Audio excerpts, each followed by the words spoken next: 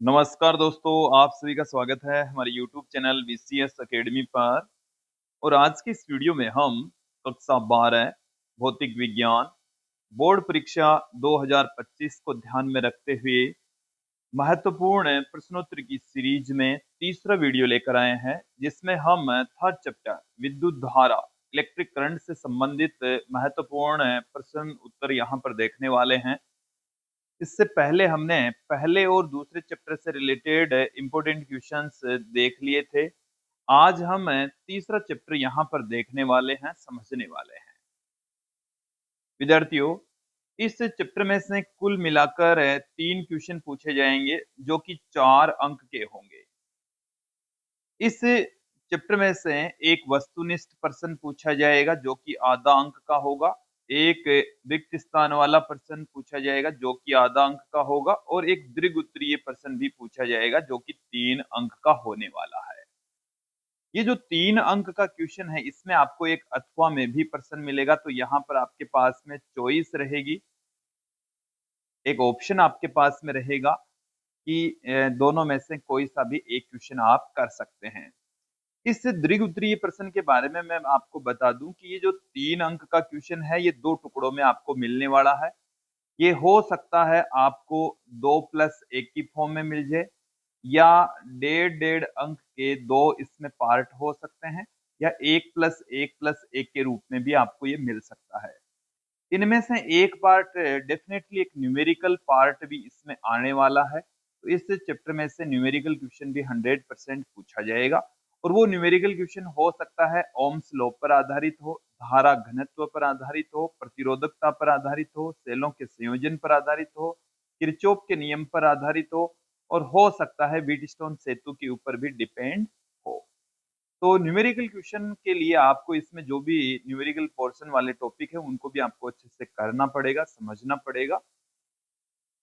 चलिए, ब्लूप्रिंट के अकॉर्डिंग इस चैप्टर में से सबसे पहले हम ऑब्जेक्टिव टाइप के क्वेश्चंस देख लेते हैं।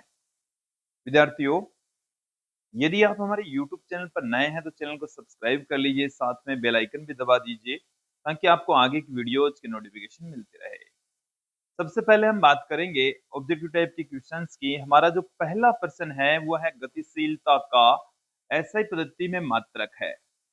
जो गतिशीलता है उसका एसआई पद्धति में मात्रक क्या होगा, तो मैं आपको यहाँ पर क्लियर कर दूं विद्यार्थियों।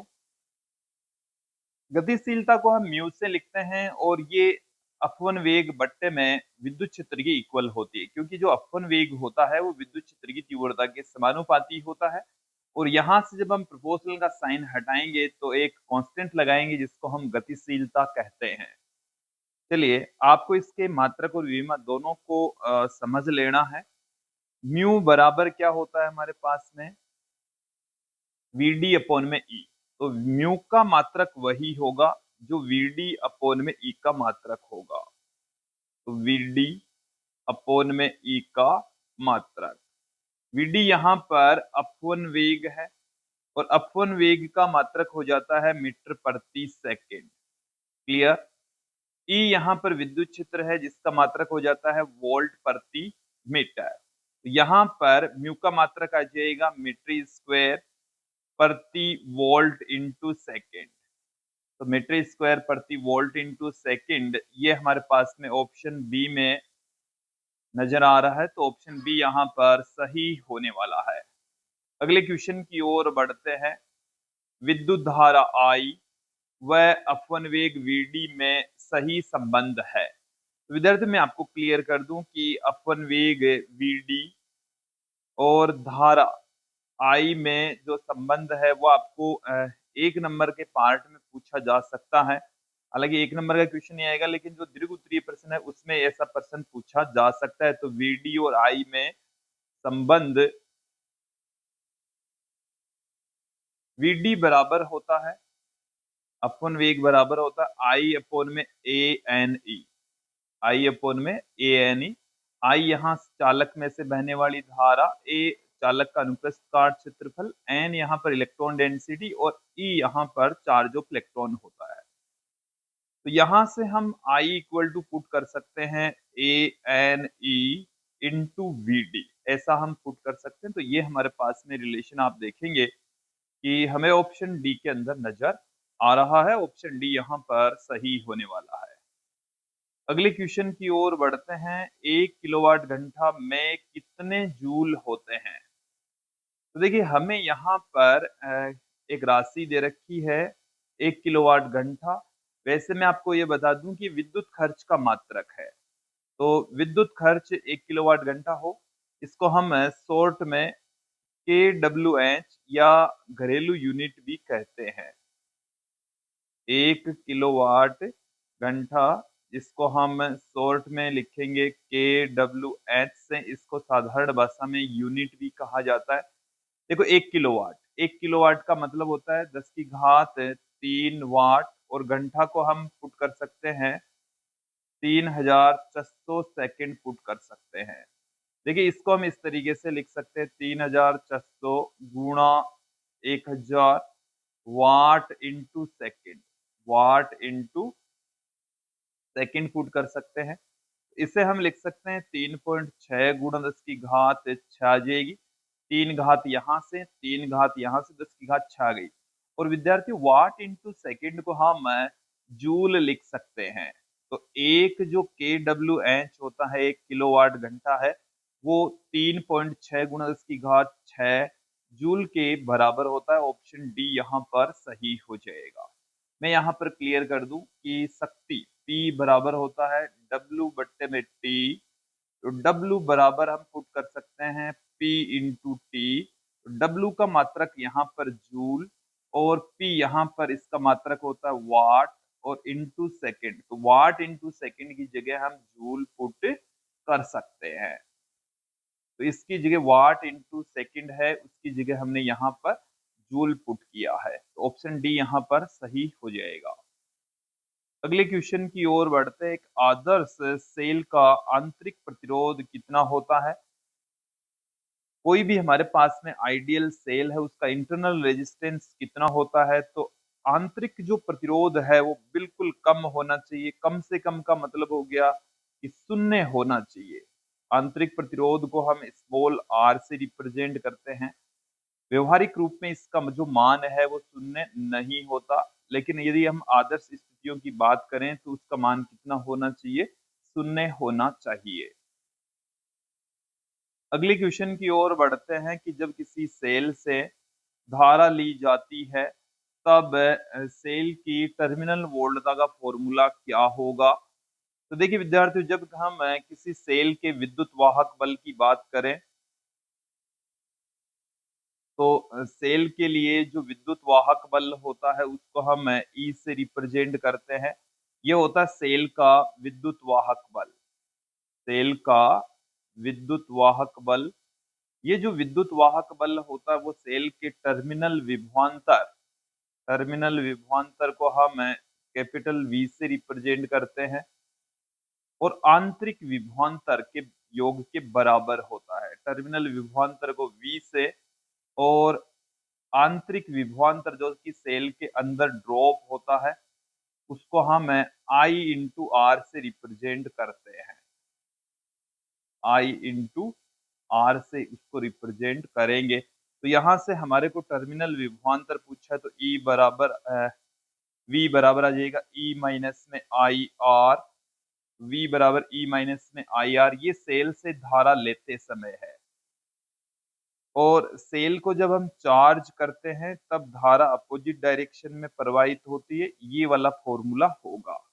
तो अपने को यहाँ पर सेल से जब धारा ली जाती है तब पूछा है, तब हमारे पास में ये वाला ही फॉर्मूला आएगा। क्लियर? ये जो नीचे हमने फॉर्मूला दिखाया है ये है सेल को चार्ज करते समय, आवेशन के समय। चलिए यहाँ पर मैं पुट कर देता हूँ। ये वाला फॉर्मूला तो है सेल के निरावेशन के समय। सेल के निरावेशन का मतलब हो गया डिस्चार्ज होते समय, उससे धारा लेने के टाइम पर। और दूसरा वाला जो फॉर्मूला ये हमने यहाँ पर जो दिखाया है, यह है सेल को चार्ज करते समय, सेल के आवेशन के टाइम पर। क्योंकि जो द्वितीयक सेल होते हैं उनको हम चार्ज भी कर सकते हैं, तो सेल के आवेशन के टाइम पर ये वाला फॉर्मूला लागू होगा। तो यहाँ पर ऑप्शन एक बार देख लीजिए, पहला ही ऑप्शन सही हो जाएगा। अगले क्वेश्चन की ओर बढ़ते हैं कि एक अश्व शक्ति में कितने वाट होते हैं? एक अश्व शक्ति के अंदर कितने वाट होंगे? चलिए देखिए यहाँ पर, एक अश्व शक्ति जिसको हम अंग्रेजी में हॉर्स पावर भी कहते हैं और उसको शॉर्ट में एचपी से लिखते हैं। ये होता है 746 वाट के बराबर। ये आसान सा क्वेश्चन था, ऑप्शन डी यहाँ पर सही हो जाएगा। अगले प्रश्न की ओर बढ़ते हैं कि दिए गए चित्र में धारा हमें 3 एम्पियर दे रखी है। क्षेत्रफल ए 6 गुणा 10 की घात -6 मीटर स्क्वायर, तो धारा घनत्व होगा। वैसे ये अनुप्रस्थ काट क्षेत्रफल है। इस क्वेश्चन को आप गौर करके देखेंगे कि ये हमारे पास में चालक है और चालक के धारा की दिशा के अंदर हमारे को दे रखा है धारा घनत्व J, और क्षेत्रफल के लंबवत दे रखा है क्षेत्रफल सदिश S। क्षेत्रफल सदिश और धारा घनत्व के बीच का जो कोण है वो 60 डिग्री दे रखा है। यहाँ पर यदि मैं बात करूं धारा घनत्व की, तो धारा घनत्व की डेफिनेशन हमें ये कहती है कि धारा के अनुदिश से प्रति एकांक क्षेत्रफल में से प्रवाहित धारा धारा घनत्व कहलाती है। तो धारा की दिशा में जो क्षेत्रफल का घटक है वो हो जाएगा एस कोस थीटा, और यहाँ से आई बराबर जे एस कोस थीटा या आई बराबर जे वेक्टर डॉट एस वेक्टर, ये इसका फॉर्मूला होता है। इसी का प्रयोग हम यहाँ पर करेंगे। जे बराबर हमारे पास में होता है आई अपोन में S cos theta. S cos theta लिख सकते हैं, ए कोस थीटा लिख सकते हैं। यहाँ पर आई की वैल्यू हमें दे रखी है 3, एस का मान हमें दे रखा है 6 गुणा 10 की घात -6, कोस थीटा कोस 60 डिग्री, कोस 60 डिग्री का मान होता है 1/2। तो यहाँ से ये हमारे पास में आ गया 2 गुणा 10 की घात -6 और कोस 60 डिग्री का मान 1/2। तो 1/2 से 1/2 कैंसिल हो जाएगा। 10 की घात -6 बट्टे से ऊपर जाएगी तो 10 की घात प्लस में 6 हो जाएगी। मात्रक इसका आ जाएगा ampere per metre square. Option A यहाँ पर सही हो जाएगा। ये काफी अच्छा प्रश्न है, ये आपको ध्यान में रखना है। अगले क्वेश्चन की ओर बढ़ते हैं। गतिशीलता की विमा क्या है? कि गतिशीलता का मात्रक अभी हमने थोड़ी देर पहले ही देखा था। अब यहाँ पर इसकी विमा देख लेते हैं। फॉर्मूला हमारे पास में है म्यू बराबर वीडी अपॉन में ई। तो म्यू की विमा वही होगी जो वीडी अपॉन में ई की विमा होगी। अब यहाँ पर देखिए, क्लियर कर लीजिए। मैं यहाँ पर थोड़ा सा और इसको सिंप्लीफाई कर देता हूँ। वीडी यहाँ पर वेलोसिटी को रिप्रेजेंट कर रही है, ई यहाँ पर विद्युत क्षेत्र को बता रहा है, जो कि एफ बट्टे में क्यू होता है। एफ बट्टे में क्यों होता है। अब हम थोड़ा सा आसान हो जाएगा, कई स्टूडेंट्स को बेटर तरीके से समझ में आ जाएगा। वीडी की विमा क्या हो जाएगी, तो वेलोसिटी की विमा L1t-1, क्यू यहाँ पर आवेश है जिसकी विमा हो जाएगी A1t1, एफ यहाँ पर बल है जिसकी विमा हो जाएगी M1 L1t-2। देन हमें फाइनली क्या मिल जाएगा, m की घात -1, l की घात 1 से l की घात 1 कैंसिल हो जाएगी तो l की घात 0, t की घात देखिए ये -1 से ये +1 कट जाएगी, t की घात प्लस में 2 रह गई है, a की घात 1 रह गई है। ये हमारे पास में म्यू की विमा प्राप्त हो चुकी है। तो यहाँ पर एक बार ऑप्शन को गौर करके देखेंगे तो m की घात -1, l की घात 0, t की घात 2, a की घात 1, ऑप्शन बी यहाँ ठीक होने वाला सही होगा।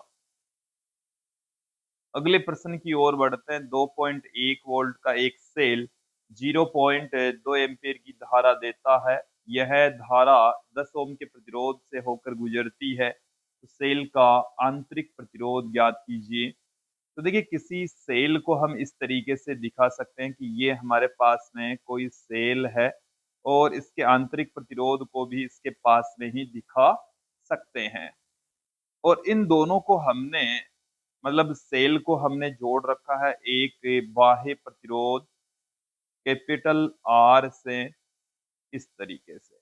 ये कैपिटल आर है, ये सेल का विद्युत वाहक बल ई है, इसका इंटरनल रेजिस्टेंस स्मॉल आर है और यहां से बहने वाली धारा आई है। तो देखिए धारा का फॉर्मूला हमारे पास में ये रहा है, कुल विद्युत वाहक बल बट्टे में कुल प्रतिरोध। तो कुल प्रतिरोध capital R plus small r बराबर आ जाएगा ई बट्टे में आई, ई बट्टे में आई आ जाएगा। तो यहाँ पर वैल्यू रख देते हैं इन सब की। देखिए हमें इस क्वेश्चन के अंदर सेल, ये इसका विद्युत वाहक बल दे रखा है, इसमें से बहने वाली धारा आई की वैल्यू दे रखी है, ये कैपिटल आर दे रखा है, हमें स्मॉल आर यहाँ पर पूछा गया है। चलिए एक बार वैल्यू रख देते हैं। कैपिटल ई है 2.1, धारा हमारे पास में है 0.2, तो ये आ गया 21 बट्टे में 2। Capital R plus small r बराबर आ गया है 10.5।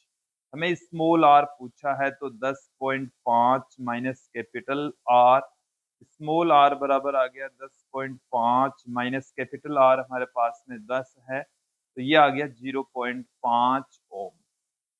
0.5 ओम ऑप्शन बी यहाँ सही हो जाएगा। क्लियर। अगले क्वेश्चन की ओर बढ़ते हैं। प्रतिरोधकता का मात्रक है। तो देखिए प्रतिरोधकता के बारे में हम जानते हैं, रो बराबर होता है आर ए अपोन में एल।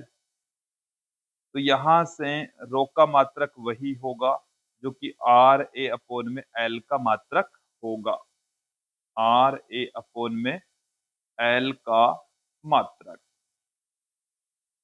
आर यहाँ पर प्रतिरोध है जिसका मात्रक ओम, ए यहाँ पर क्षेत्रफल है जिसका मात्रक मीटर स्क्वायर, एल का मात्रक मीटर, तो यहाँ पर इसका मात्रक आ जाएगा ओम इंटू मीटर।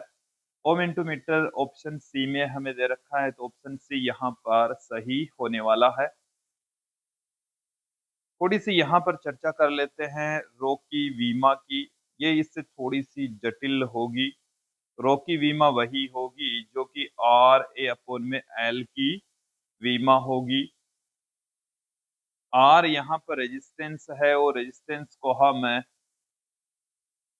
वी बट्टे में आई से पुट कर सकते हैं, वी बट्टे में आई से पुट कर सकते हैं। वी की जगह हम लिख सकते हैं डब्ल्यू बट्टे में क्यू, डब्ल्यू बट्टे में क्यू लिख सकते हैं। तो ये हमारे पास में फॉर्मूला इस फॉर्म में आ चुका है। इसकी अब यदि हम वीमा लिखेंगे तो हमें रो की वीमा प्राप्त हो जाएगी। चलिए देख लीजिए, W कार्य को रिप्रेजेंट करता है, कार्य की वीमा हो जाएगी M1 L2 T माइनस 2। ए यहाँ पर क्षेत्रफल है जिसकी वीमा हो जाएगी L2 बट्टे में Q यहाँ पर आवेश है जिसकी वीमा A1 T1। I धारा जिसकी वीमा हो जाएगी A1। L लेंथ है तार की तो इसकी वीमा हो जाएगी L1। फाइनली जो हमें इसकी रो की वीमा मिलने वाली है वो क्या मिलेगी, m की घात 1, l की घात देखिए कितनी मिलेगी, l की घात 3, l की घात यहाँ से एक तो कट जाएगी, l की घात 3 आ जाएगी। t की घात भी देख लीजिए, t की घात -3 और एक की घात 2 -2, ये आ गई है हमारे पास में रो की वीमा। यदि आपको रो की वीमा पूछ ली जाए तो आपको ये करके आना होगा, इस तरीके से करना होगा। अगले क्वेश्चन की ओर बढ़ते हैं। किरचॉफ के नियमानुसार किसी विद्युत परिपथ में संधि पर धाराओं का बीजगणितीय योग शून्य होता है। कि हमें किरचॉफ का जो संधि नियम है, पहला जो नियम है उसको हम संधि नियम भी कहते हैं, और संधि नियम हमें ये कहता है कि किसी संधि पर मिलने वाली धाराओं का बीजगणितीय योग शून्य होता है, धाराओं का बीजगणितीय योग शून्य होता है। तो संधि पर धाराओं का बीजगणितीय योग शून्य होता है, ऑप्शन बी यहाँ सही हो जाएगा। अगले क्वेश्चन की ओर बढ़ते हैं कि दिए गए चित्र में धारा आई का मान क्या होगा। ये हमारे पास में एक संधि दे रखी है जिस पर कुछ धाराएं इसमें आ रही है, तो कुछ धाराएं इससे दूर जा रही है। यदि मैं इन धाराओं को नाम दे दूं, मेरे हिसाब से नाम दे दूं इनको, ये वाली जो धारा है ये है I1, ये जो धारा है ये है I2, ये धारा है I3, ये है I4 और ये वाली जो धारा है वो है I5। तो संधि नियम हमें ये कहता है कि किसी संधि पर मिलने वाली धाराओं का बीजगणितीय योग शून्य होता है। It means summation i equal to 0। तो यहाँ पर समेशन आई, संधि की ओर जाने वाली धाराओं को हम पॉजिटिव ले लेते हैं, तो I1 हमारे पास में हो गया पॉजिटिव, I2 भी हमारे पास में हो गया है पॉजिटिव, I3 बाहर की ओर जा रही है इसलिए ये हो गई नेगेटिव, I4 भी संधि से दूर जा रही है इस कारण से इसको भी हम ले लेंगे नेगेटिव, I5 यहाँ पर संधि के पास की ओर जा रही है, इसको हम ले लेते हैं पॉजिटिव। तो ये हमारे पास में है संधि नियम, जिसे हम इस तरीके से भी पुट कर सकते हैं, I1 plus I2 plus I5 equal to I3 plus I4। It means ये है संधि की ओर आने वाली धाराएं, यह है संधि से दूर जाने वाली धाराएं। तो किरचॉफ के संधि नियम को हम इस तरीके से भी बता सकते हैं कि संधि पर आने वाली धाराओं का योग और संधि से दूर जाने वाली धाराओं का योग बराबर होता है। यहाँ पर जितना आवेश संधि पर आता है उतना ही आवेश चला जाता है, इस कारण से संधि नियम में आवेश संरक्षण नियम की भी अनुपालना होती है।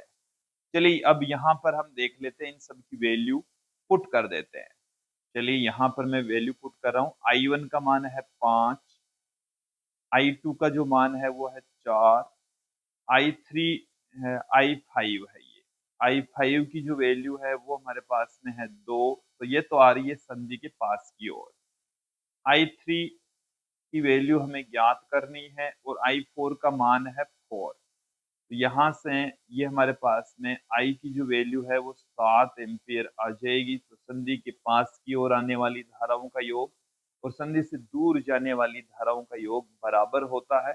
यह हमें किरचॉफ का संधि नियम कहता है। अगले क्वेश्चन की ओर बढ़ते हैं। अपवन वेग Vd की विद्युत क्षेत्र E पर निम्नलिखित में से कौन सी निर्भरता में ओम के नियम की पालना होती है? ओम का नियम यहाँ पर लागू होगा। चलिए देख लीजिए विद्यार्थियों, अपवन वेग तथा विद्युत क्षेत्र के बीच में एक रिलेशन हम जानते हैं, Vd बराबर माइनस में E टो अपॉन में m इंटू E हम एक रिलेशन जानते हैं। ये हमारे पास में अपवन वेग और विद्युत क्षेत्र की तीव्रता के मध्य संबंध को बताता है। तो यहाँ से हम बता सकते हैं कि जो Vd है वो विद्युत क्षेत्र की तीव्रता के समानुपाती होती है। ऑप्शन बी यहाँ पर सही हो जाएगा। अगले क्वेश्चन की ओर बढ़ते हैं। एक तार का प्रतिरोध कैपिटल R है, यदि उसकी लंबाई खींचकर पूर्व मान की दुगुनी कर दी जाए तो प्रतिरोध का मान दोगुनी कर दी जाए तो प्रतिरोध का मान कितना होगा? हमारे पास में एक डायग्राम है, इसमें हमने एक चालक लिया है जिसका अनुप्रस्थ काट क्षेत्रफल A और लंबाई L है। ये हमने लिया है प्रारंभ में, और जब इसको खींचकर हमने n गुणा इसकी लंबाई कर दी और इसका अनुप्रस्थ काट क्षेत्रफल कम हो जाएगा, ये अंत में है। ये हमने दो स्थितियां ले ली। तो प्रारंभ में इसकी लंबाई L और बाद में इसकी लंबाई होगी L डैश, जो कि प्रारंभिक लंबाई की n गुणा है। प्रारंभिक अनुप्रस्थ काट क्षेत्रफल A और अंतिम अनुप्रस्थ काट क्षेत्रफल A डैश, ये जो अंतिम अनुप्रस्थ काट क्षेत्रफल है इसकी वैल्यू हम निकाल लेते हैं। चलिए इसको बारीकी से समझें। प्रारंभ में इसका जो रेजिस्टेंस है, प्रारंभ में प्रतिरोध की जो वैल्यू है वो कितनी है? R बराबर हम जानते हैं कैपिटल R बराबर रो L अपॉन में A जानते हैं। इसको मैं देता हूँ इक्वेशन नंबर 1। फिर आगे समझें कि तार को खींचकर n गुणा करने पर तार को खींचकर n गुणा करने पर खींचकर n गुणा करने पर n गुणा यदि हम कर दें तो इसकी जो लंबाई है वो प्रारंभिक लंबाई की n गुणा हो जाएगी। लेकिन यहां पर मैं क्लियर कर दूं कि जो आयतन है उसके ऊपर कोई फर्क नहीं पड़ेगा। प्रारंभ में जो आयतन रहेगा वही अंतिम आयतन रहेगा। तो प्रारंभिक आयतन और अंतिम आयतन सेम रहेगा। तो प्रारंभिक आयतन अनुप्रस्थ काट क्षेत्रफल को यदि हम इसकी लंबाई से मल्टीप्लाई कर दें तो प्रारंभिक आयतन, अंतिम आयतन अंतिम अनुप्रस्थ काट क्षेत्रफल को इसकी लंबाई से गुणा कर दे तो अंतिम आयतन आ जाएगा। अब यहाँ पर ए डेस बराबर हम लिख सकते हैं a इंटू एल बट्टे में एल डेस, और एल डेस की जो वैल्यू हमारे पास में है वो है n इंटू एल। एल से एल कैंसिल हो जाएगा, a बट्टे में n आ जाएगा। क्लियर। अंत में नया प्रतिरोध, जब हमने इसको खींचकर लंबा कर दिया तो इसका जो नया प्रतिरोध है वो कितना हो जाएगा, नया जो रेजिस्टेंस है वो कितना हो जाएगा। आर डेस बराबर रो एल डेस बट्टे में ए डेस। तो देखिए एल डेस एन इंटू एल, ए डेस जो कि ए बट्टे में एन, इस तरीके से होगा। तो यहां से जो एन है वो बट्टे के ऊपर चला जाएगा, तो n into n, n square हो जाएगा रो एल बट्टे में ए, और इसको हम आर से लिख देंगे। प्रारंभ में जो रेजिस्टेंस है वो एन स्क्वेयर गुणा हो जाएगा। क्लियर। और यहाँ पर कहा जा रहा है कि एन का जो मान है वो 2 है, दुगुना कर रहे हैं, दुगुना कर रहे हैं तो 2 का स्क्वेयर 4 आ जाएगा, तो 4 गुणा हो जाएगा, प्रारंभिक रेजिस्टेंस का 4 गुणा हो जाएगा। ऑप्शन बी यहाँ पर सही होने वाला है। अगले क्वेश्चन की ओर बढ़ते हैं कि जब बैटरी से जुड़ा तार धारा के कारण से गर्म हो जाता है तो निम्न में से कौन सी राशियां नहीं बदलती है। तो देखिए अपवन वेग चेंज हो जाता है।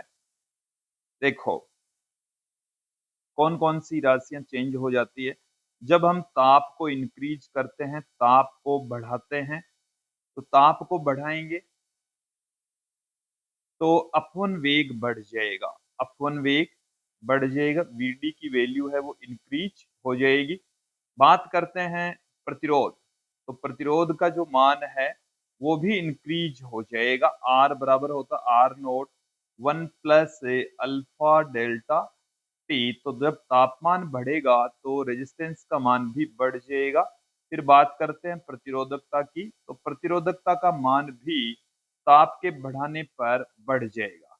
तो ये बहुत सारी राशियां हैं, तीनों राशियां हैं वो ताप के बढ़ाने पर, ताप के इंक्रीज करने पर बढ़ जाती है। लेकिन मुक्त इलेक्ट्रॉनों की संख्या जिसको हम n से लिखते हैं, इनकी वेलोसिटी बढ़ जाती है बट इनकी संख्या पर कोई फर्क नहीं पड़ता। तो कौन सी राशि चेंज नहीं होती, तो मुक्त इलेक्ट्रॉनों की संख्या चेंज नहीं होती।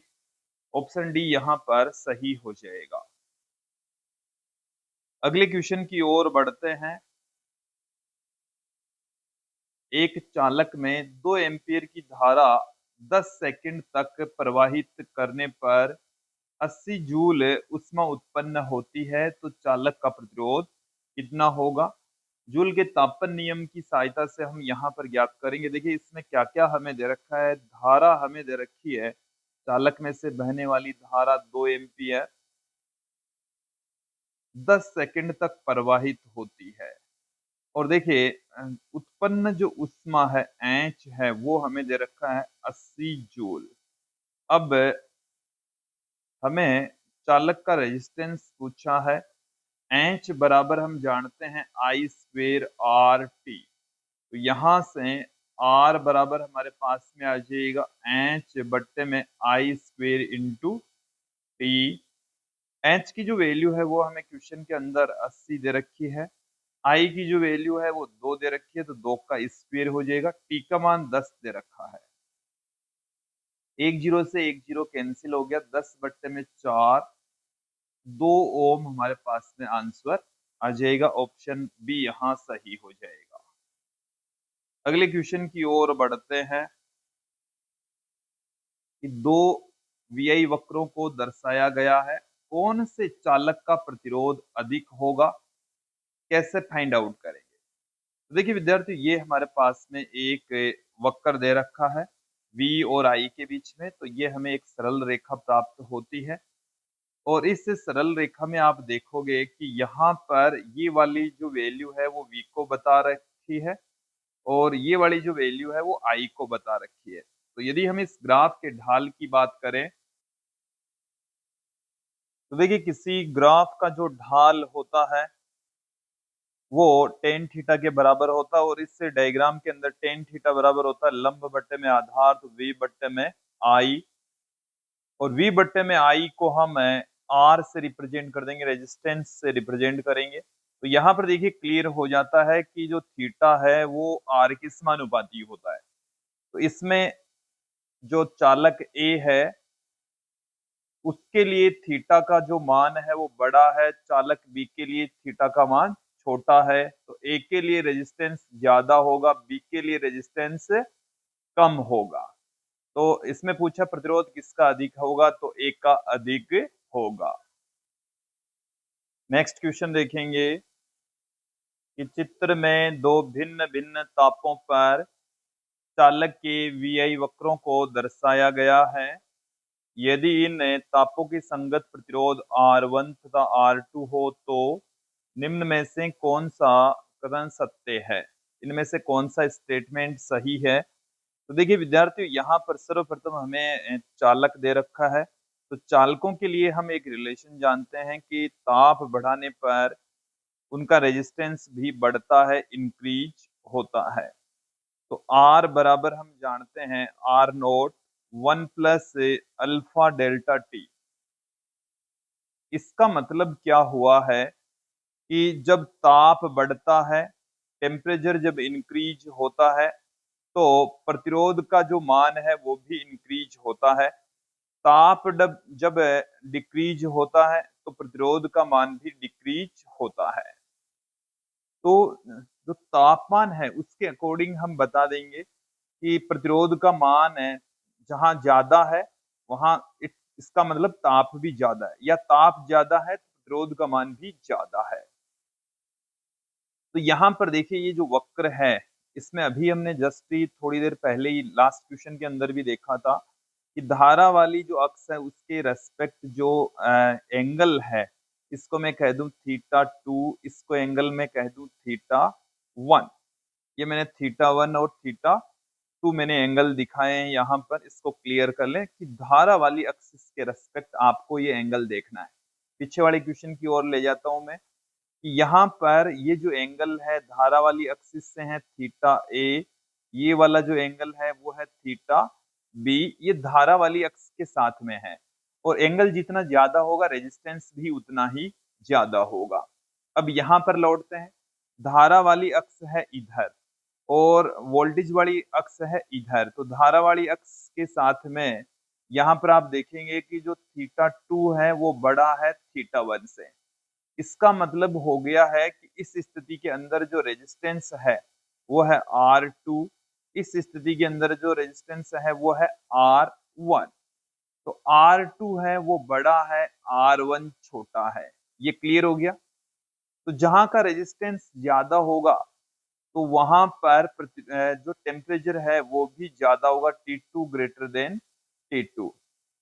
इसका मतलब ये हो गया है, यह आपको क्लियर हो जाना चाहिए, समझ में आ जाना चाहिए कि T2 ग्रेटर देन T1 होगा, तो T2 बड़ा होगा, T1 छोटा होगा। ऑप्शन सी यहाँ पर सही हो जाएगा। मेरे हिसाब से ये आपको समझ में आ जाना चाहिए। देखिए एक बार पुनः समझ लें कि जब ये हमारे पास में एक फॉर्मूला है, ये फॉर्मूला रेजिस्टेंस और ताप में वृद्धि के बीच में है, जो कि हमें ये बताता है कि ताप बढ़ेगा तो रेजिस्टेंस भी बढ़ेगा। इसका मतलब जहां पर तापमान ज्यादा होगा वहां रेजिस्टेंस ज्यादा, जहां का तापमान कम वहां का रेजिस्टेंस भी कम। अब हमने पिछले वाले क्वेश्चन के अंदर भी यही देखा था कि जहां धारा वाली एक्सिस के साथ में जो एंगल जहां ज्यादा होगा वहां का रेजिस्टेंस भी ज्यादा होगा। तो थीटा ए यहाँ पर थीटा बी से बड़ा है, तो ए का रेजिस्टेंस भी ज्यादा होगा बी की तुलना में। ये हमने इस क्वेश्चन के अंदर देख लिया, इसी को हम यहाँ पर भी अप्लाई कर रहे हैं कि जहां मतलब ये जो थीटा टू है ये बड़ा है, तो R2 यहाँ पर बड़ा होगा। R2 बड़ा होगा तो इसके संगत जो टेम्परेचर है वो भी बड़ा होगा, ज्यादा होगा, T2 greater than T1। Clear. अगले क्वेश्चन की ओर बढ़ते हैं कि दिए गए चित्र में व्हीटस्टोन सेतु संतुलन की स्थिति में है, संतुलित अवस्था में है, तो प्रतिरोध S की वैल्यू ज्ञात कीजिए। हमारे पास में यहाँ पर 4 रेजिस्टेंस दे रखे हैं। इस रेजिस्टेंस को नाम दे देता हूं मैं P, इस वाले रेजिस्टेंस को नाम दे देता हूं मैं Q, इसे हम दे देते हैं R, और ये वाला रेजिस्टेंस हमें क्वेश्चन के अंदर ही दे रखा है S, और ये व्हीटस्टोन सेतु संतुलन की स्थिति में है। विद्यार्थियों, व्हीटस्टोन सेतु के संतुलन की स्थिति में हम एक रिलेशन जानते हैं कि P बाई क्यू है वो R बाई S के बराबर होता है। तो यहां से अज्ञात प्रतिरोध जो S है वो आ जाएगा हमारे पास में Q अपॉन में P इंटू में R। Q का जो मान है वो 10, P का मान है वो 30 और R का मान हमें क्वेश्चन के अंदर 18 दे रखा है। तो यहां से आप कैलकुलेशन करेंगे तो एक जीरो से एक जीरो कट जाएगा, ये 6 ओम आ जाएगा। तो S की जो वैल्यू है वो 6 ओम आएगी। तो ऑप्शन डी यहाँ पर सही हो जाएगा। अगले क्वेश्चन की ओर बढ़ते हैं। एक सुग्राही व्हीटस्टोन ब्रिज में हमारे पास में एक व्हीटस्टोन सेतु है जो कि सुग्राही है। संतुलन की स्थिति से अल्प विचलन होने पर धारामापी में धारा होनी चाहिए। कि देखिए थोड़ा सा विक्षेपित होने पर धारामापी में पर्याप्त धारा बहनी चाहिए, तो यहाँ पर धारा अधिक प्रवाहित होनी चाहिए। अच्छा जो धारामापी है सुग्राही जो व्हीटस्टोन सेतु है उसमें अच्छा विक्षेप आना चाहिए, अधिक से अधिक विक्षेप आना चाहिए। ऑप्शन बी यहाँ पर सही हो जाएगा।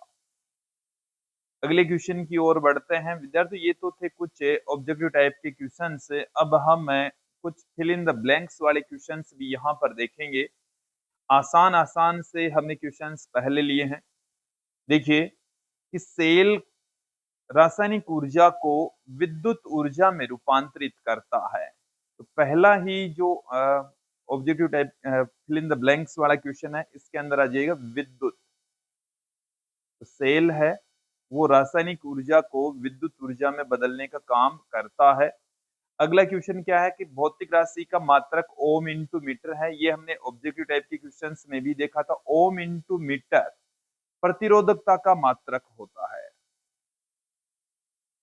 प्रतिरोधकता का जो मात्रक है वो ओम इंटू मीटर होता है। अगले क्वेश्चन की ओर बढ़ते हैं। किरचॉफ का प्रथम नियम संरक्षण नियम पर आधारित है। पहला नियम है वो आवेश संरक्षण नियम पर आधारित है कि किसी संधि पर आने वाला आवेश और जाने वाला आवेश बराबर होता है, इस कारण से आवेश संरक्षण नियम पर आधारित है। जो दूसरा नियम है वो ऊर्जा संरक्षण नियम पर आधारित है। दूसरा जो नियम है वो ऊर्जा संरक्षण नियम पर आधारित है। अप्लाई की गई ऊर्जा और खर्च की गई ऊर्जा दोनों बराबर होगी। अगले क्वेश्चन की ओर बढ़ते हैं। किसी चालक का ताप बढ़ाने पर उसकी चालकता घट जाती है। चालकता क्या हो जाएगी? घट जाएगी, कम हो जाएगी। इस पांचवें क्वेश्चन का जो आंसर है इसको एक बार समझ लें कि हमारे पास में प्रतिरोधकता का फॉर्मूला होता है रो बराबर rho naught 1 plus alpha delta T. इसका मतलब है कि ताप बढ़ाने पर, ताप को जब हम इंक्रीज करते हैं बढ़ाते हैं तो प्रतिरोधकता बढ़ जाती है। तो प्रतिरोधकता बढ़ती है तो चालकता घटती है, डिक्रीज होती है। ताप बढ़ाने पर सिग्मा डिक्रीज हो जाएगा। अगला क्वेश्चन है, अतिचालक पदार्थों का प्रतिरोध शून्य होता है। अतिचालक पदार्थों का जो प्रतिरोध है वो शून्य होगा, प्रतिरोध की वैल्यू शून्य होगी, जबकि चालकता अनंत होगी। क्लियर। नेक्स्ट क्वेश्चन देखें, किसी चालक का प्रतिरोध उसकी लंबाई पर घटता है। तो देखिए यहां पर इस क्वेश्चन का भी थोड़ा सा सॉल्यूशन समझ लेंगे 7वें प्रश्न के लिए, कि जो प्रतिरोध है वो होता है रो बराबर आर बराबर रो एल अपॉन में ए। तो जो प्रतिरोध है वो लंबाई के समानुपाती होता है। लंबाई के समानुपाती होता है तो घटेगा कब? लंबाई के घटने पर घटता है। तो यहां पर आएगा घटने पर, घटने पर घटता है। नेक्स्ट क्वेश्चन देखते हैं, विद्युत क्षेत्र की उपस्थिति में चालक में उत्तरोत्तर संगठनों के बीच इलेक्ट्रॉनों का पथ होता है। इलेक्ट्रॉनों का पथ किस प्रकार का होगा? तो विद्यार्थियों इलेक्ट्रॉनों का पथ है वो परवलयाकार होता है। जैसे ये हमारे पास में कोई चालक है, इस तरीके से हम किसी चालक को दिखा रहे हैं। अब इसके ऊपर हमने यहाँ पर विद्युत क्षेत्र अप्लाई कर दिया है। इधर हमने यहाँ पर प्लस वाला पार्ट लगा दिया है विद्युत क्षेत्र का, और यहाँ नेगेटिव लगा दिया है। अब जैसे ये हमारे पास में कोई इलेक्ट्रॉन है, कोई जब इलेक्ट्रॉन होता है तो वो जब गति करता है तो वो इधर गति करेगा। जैसे वो इधर जा रहा था, इस वाली डायरेक्शन, मतलब यहां से जा रहा था तो उसके ऊपर बल लगेगा, इस डायरेक्शन में वो ऑटोमेटिकली मुड़ जाएगा। ठीक है, तो उसका पथ है वो परवलयाकार हो जाएगा। विद्युत क्षेत्र की उपस्थिति में चालक के अंदर लगातार दो टक्करों के बीच में इलेक्ट्रॉनों का जो पथ है वो परवलयाकार होगा। इलेक्ट्रॉनों का जो पथ है वो परवलयाकार होगा। अगले क्वेश्चन की ओर बढ़ते हैं। खुले परिपथ में सेल का टर्मिनल विभवांतर सेल के, देखिए सेल का जो टर्मिनल विभवांतर है वो सेल के विद्युत वाहक बल के बराबर होता है। सेल के विद्युत वाहक बल के बराबर होता है। विद्युत वाहक बल के बराबर होता है। अब इस क्वेश्चन के सॉल्यूशन की व्याख्या एक बार जरूर समझ ले में, कि देखिए विद्यार्थियों हम क्या जानते हैं, हम एक रिलेशन जानते हैं, एक रिलेशन हम जानते हैं V बराबर होता है E माइनस आई आर। और खुले परिपथ के अंदर क्या होगा, धारा प्रवाहित नहीं होगी, धारा की जो वैल्यू है वो 0 हो जाएगी। धारा जब 0 हो जाएगी तो देखिए हमें क्या मिल जाएगा, V बराबर E मिल जाएगा। V का मान किसके इक्वल आ जाएगा, E के इक्वल आ जाएगा। I का मान है, आप 0 इसमें पुट कर दीजिए, आपको यहाँ पर V का जो मान है वो E के बराबर प्राप्त हो जाएगा। तो जो सेल का टर्मिनल विभवांतर है वो सेल के विद्युत वाहक बल के बराबर होगा। अगले क्वेश्चन की ओर बढ़ते हैं। किसी चालक के अंदर इलेक्ट्रॉन विद्युत क्षेत्र की उपस्थिति में अफवा वेग से गति करते हैं। इन इलेक्ट्रॉनों का त्वरण शून्य होता है। क्योंकि विद्यार्थी इसको एक बार क्लियर कर लीजिए, क्योंकि इलेक्ट्रॉन है बार बार टक्कर करेंगे और टक्कर करने के पश्चात उनका जो वेग है वो डिक्रीज होता चला जाएगा। इस कारण से उनका जो त्वरण है वो शून्य होगा, या वो हम ये कह सकते हैं नियत वेग से गति करते हैं। अफवा वेग होता है वो नियत वेग होगा, लेकिन बार बार टक्कर होने के कारण से उनकी जो वेलोसिटी है वो 0 हो जाएगी। सॉरी, जो त्वरण है वो 0 हो जाएगा, वेग है वो नियत होगा। अगले क्वेश्चन की ओर बढ़ते हैं। इकाई विद्युत क्षेत्र लगाने पर इलेक्ट्रॉनों का अफवा वेग के परिमाण को हम क्या कहेंगे? ऐसा हम पहले भी देख चुके हैं। ये गतिशीलता की डेफिनेशन यहाँ हमारे पास में है। म्यू बराबर क्या होता है, VD बट्टे में E होता है। यदि यहाँ पर हम E बराबर कितना कर दें, 1 कर दें, ई बराबर 1 कर दे, तो जो म्यू है वही वीडी है। म्यू है वही क्या है, वीडी है। तो हमारे पास में आ जाएगा कि इकाई विद्युत क्षेत्र लगाने पर जो इलेक्ट्रॉनों का अपवावेग है उसके परिमाण को हम गतिशीलता कहते हैं।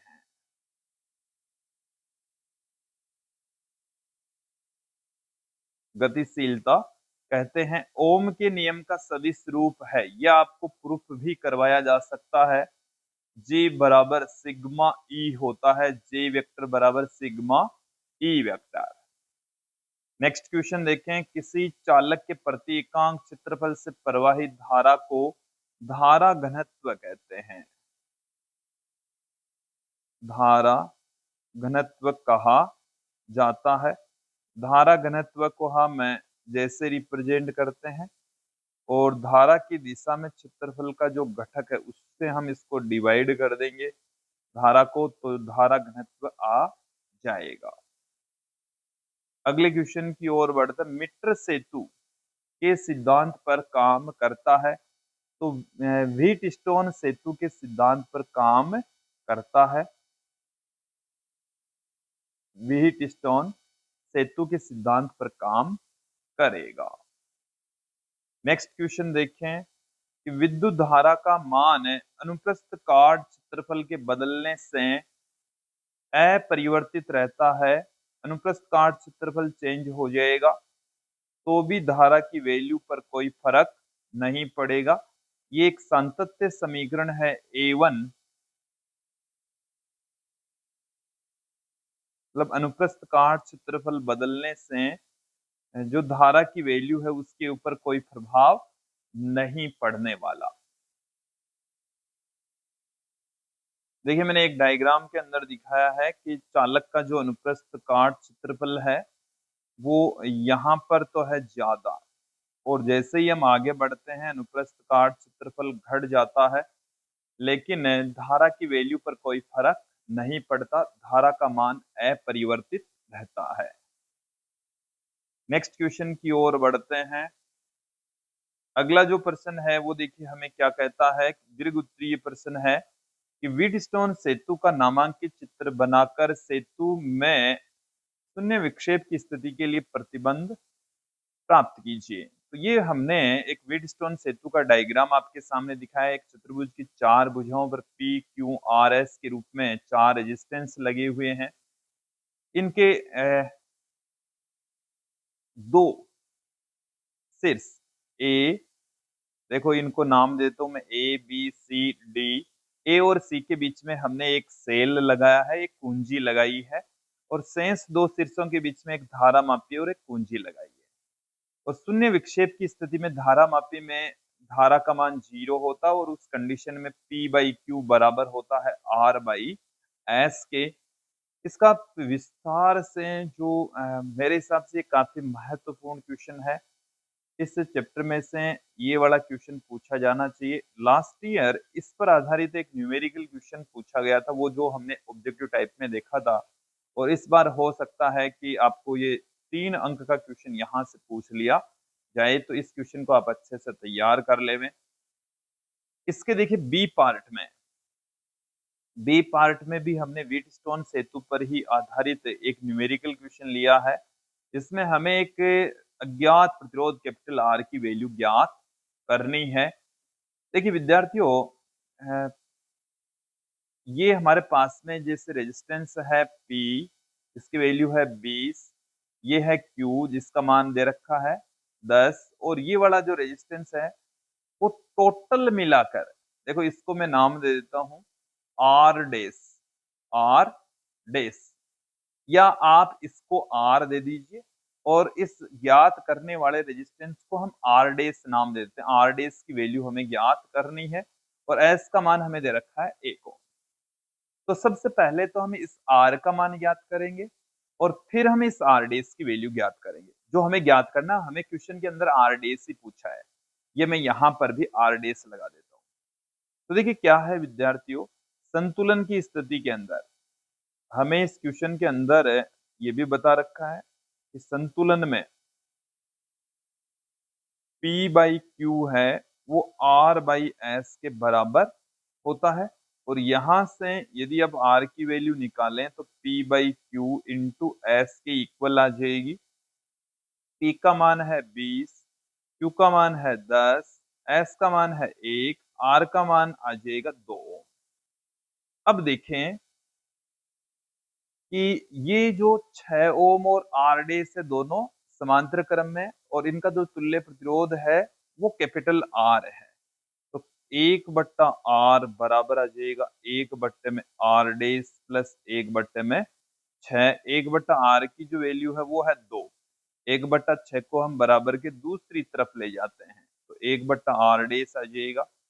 1/R डे बराबर लघुत्तम आ गया हमारे पास में 6, 3 - 1, 2/6, 1/3, और R डेज बराबर आ जाएगा 3 ओम।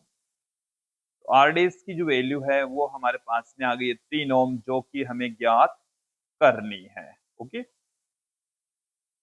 अगले क्वेश्चन की ओर बढ़ते हैं। किरचॉफ के नियम लिखिए। तो देखिए, किरचॉफ के दो नियम हैं। पहला जो नियम है वो है संधि नियम। इसे हम ऐसे भी कह सकते हैं कि किसी संधि पर मिलने वाली धाराओं का बीजगणितीय योग शून्य होता है। इसका जो गणितीय रूप है वो होता है समेशन I इक्वल टू 0। गणितीय रूप है समेशन I इक्वल टू 0, और ये आवेश संरक्षण नियम पर आधारित है। ये आवेश संरक्षण नियम पर आधारित होता है। क्लियर। दूसरा जो नियम है इसको हम पास नियम या लूप नियम भी कहते हैं। क्या है कि किसी बंद परिपथ में विभव पतनों का बीजगणितीय योग शून्य होता है। तो इसको हम गणितीय रूप में summation V equal to 0 put कर सकते हैं, और ये ऊर्जा संरक्षण नियम पर आधारित होता है। तो ये आपको क्लियर कर लेना है, समझ लेना है। नेक्स्ट क्वेश्चन की ओर बढ़ते हैं कि दिए गए, अगले क्वेश्चन की ओर बढ़ेंगे। देखें कि दिए गए परिपथ चित्र में धारा I का मान ज्ञात कीजिए। तो यहां से आप ध्यान देंगे कि यहां पर धारा, इस संधि को मैं नाम दे देता हूं N1, नोड N1 दे दिया, इसको N2 दे दिया। यहां से बहने वाली जो धारा है इसकी वैल्यू को मैं कह देता हूं I1। तो I1 हमें ज्ञात करना, तो संधि पर आने वाली धाराओं का योग, तो 2 + 5 आ रही है, और यहां से जा रही है I1। तो I1 की वैल्यू आ जाएगी यहां से 7 एम्पियर। क्लियर। अब इस N2 पर आने वाली धाराओं का योग तो आ रही है, वो तो है I1। अब जा रही है I+4। I+4, I1 की वैल्यू है 7, तो 7 बराबर I+4, और I बराबर आ गई है 7 - 4, ये आ गई है 3 एम्पियर। तो इस धारा की जो वैल्यू है वो आएगी हमारे पास में 3 एम्पियर। अगला जो क्वेश्चन हमारे पास में है कि दो सेलों के विद्युत वाहक बल E1 व E2 आंतरिक प्रतिरोध क्रमशः R1 R2 हैं। दोनों सेलों के पार्श्व क्रम में संयोजित किया गया है। तो इस संयोजन का तुल्य विद्युत वाहक बल ज्ञात कीजिए। विद्यार्थियों, हमने जो पहला और दूसरा प्रश्न लिया है, ये हमने मेरे हिसाब से सबसे जो महत्वपूर्ण क्वेश्चन है वो मैंने सबसे पहले रखा है। व्हीटस्टोन सेतु वाला आपको जो टॉपिक है वो क्लियर करके रखना ही है, उस पर आधारित न्यूमेरिकल क्वेश्चन भी, क्योंकि आपको डायग्राम देकर पूछा जा सकता है। तो न्यूमेरिकल क्वेश्चन भी ध्यान रखना है, इसका थ्योरेटिकल पार्ट भी ध्यान रखना है। इसके अलावा आप किरचॉफ के दोनों नियम ध्यान में रखेंगे। साथ में, क्योंकि किरचॉफ का नियम खुद नहीं पूछा जाएगा, तो देखो मैंने इनके गणितीय रूप कह रखे हैं। आवेश संरक्षण नियम या किन के ऊपर डिपेंड करते हैं ये पूछा जा सकता है। इसके अलावा एक ऐसे 1 नंबर में आपको इस टाइप के क्वेश्चन भी पूछा जा सकता है। उसके बाद में सेलों के संयोजन के अंदर सेलों का जो समांतर क्रम संयोजन है, पार्श्व क्रम, जिसे हम क्या कह रहे हैं, पार्श्व क्रम। तो पार्श्व क्रम संयोजन भी आपको पूछा जा सकता है, इसको भी आप क्लियर करके रखें। वैसे यदि कोई क्वेश्चन टुकड़ों में पूछा जाएगा तो ओम का नियम भी आपको पूछा जा सकता है। ओम के नियम का सदिश रूप जे वेक्टर बराबर सिग्मा ई वेक्टर, इसकी व्युत्पत्ति आपको करवाई जा सकती है। विद्युत धारा और अपवन वेग के बीच में संबंध वीडी बराबर आई अपोन में ए एन ई, ये वाला एक अच्छा टॉपिक है, इसे भी आप अच्छे से कंटेस्ट कर ले में। एक और क्वेश्चन हमने यहाँ पर लिया है कि हमारे पास में 12 वोल्ट विद्युत वाहक बल तथा 2 ओम के आंतरिक प्रतिरोध की एक बैटरी है और ये किसी रेजिस्टेंस से जुड़ी हुई है। यदि इसमें 0.5 एम्पीयर की विद्युत धारा प्रवाहित हो रही है तो इस प्रतिरोधक की वोल्टेज प्रतिरोधक का प्रतिरोध कितना होगा? यदि परिपथ बंद हो तो सेल की टर्मिनल वोल्टता क्या होगी? चलिए, तो देखिए यहां से आप इसको क्लियर कर लेवे कि हमें इस क्वेश्चन के अंदर सेल का टर्मिनल विभवांतर ई बराबर दे रखा है। कैपिटल ई से इसको हम पुट करेंगे। कैपिटल ई बराबर हमें दे रखा है 12 वोल्ट। इंटरनल रेजिस्टेंस हमें यहाँ पर दे रखा है 2 ओम। इसके अलावा धारा की जो वैल्यू है वो हमें दे रखी है 0.5 एम्पियर और हमें कैपिटल आर पूछा है। इसी टाइप के क्वेश्चन हम पहले भी सोल्व कर चुके हैं, उसमें इंटरनल रेजिस्टेंस पूछा था और यहाँ पर बाह्य प्रतिरोध पूछा है। तो कुल विद्युत वाहक बल बट्टे में कुल रेजिस्टेंस, इसको हम इस तरीके से भी पुट कर सकते हैं। वैल्यू एक बार निकाल लेते हैं, 12 बट्टे में 0.5, तो यहां से हमारे पास में आ जाएगा 24। कैपिटल आर हमें यहाँ पर पूछा है तो 24 माइनस आर, तो ये हमारे पास में आ जाएगा 2, इसमें से घटा दीजिए, ये आ गया 22 ओम। तो विद्यार्थियों ये थे कुछ महत्वपूर्ण क्वेश्चन है जो कि हमने तीसरे चैप्टर विद्युत धारा से लिए हैं और मुझे उम्मीद है कि आपको एक एक करके ये अच्छे से समझ में आए होंगे। विद्यार्थियों मैं आपको क्लियर कर दूं कि आपको इस पीडीएफ सॉल्यूशन यदि आपको चाहिए तो आप हमारी एप्लीकेशन पर जा सकते हैं। एप्लीकेशन है बीसीएस एकेडमी नाम से, गूगल प्ले स्टोर से आप डाउनलोड कर सकते हैं। इसके अलावा हमारे व्हाट्सअप भी कर सकते हैं, केवल व्हाट्सअप करना है, कॉल किसी भी स्थिति में नहीं करना, ये व्हाट्सअप नंबर ही है। तो आप इन नंबर पर व्हाट्सअप करेंगे तो हमारी एप्लीकेशन की लिंक मिलेगी, वहां से आप हैंड रिटन नोट्स प्राप्त कर सकते हैं, इसकी पीडीएफ प्राप्त कर सकते हैं, वीडियोज का कोर्स देख सकते हैं। तो सारे के सारे कोर्स फिजिक्स से संबंधित है, केमिस्ट्री से रिलेटेड आपको मैटर वहां पर मिल जाएगा, अवेलेबल हो जाएगा। तो आप हमारी एप्लीकेशन को विजिट करके देख सकते हैं। तो आज की इस वीडियो में इतना ही। धन्यवाद दोस्तों।